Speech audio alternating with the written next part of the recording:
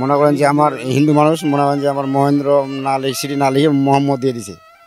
এটার জন্য আমি অফিসে গেলাম, আবার টাকাও দিলাম, 2 মাসের মতো আমার সময় দিল, এখনও কিছু পাচ্ছি না আমি।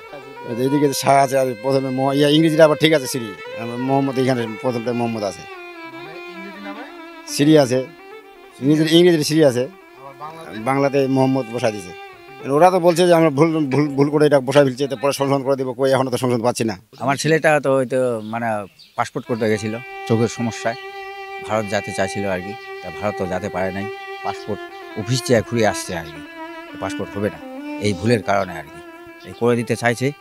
এখন আজ যাচ্ছে কাল যাচ্ছে, তারিখ দিচ্ছে। সম্প্রতি প্রধান নির্বাচন কমিশনের নির্দেশনার পর হয়রানিমুক্ত সংশোধনের আশা করছেন রাজীবের অভিভাবক ও তার প্রতিবেশীরা। আমরা তো চাই যে আমাদের আইডিটা সংশোধন হোক এবং পরবর্তীতে যাতে এরকম ভুল না করে তথ্য সংগ্রহকারী, এবং যদি ভুল করে থাকে তাদেরকে উপযুক্ত শাস্তি দাবি আশা করতেছি।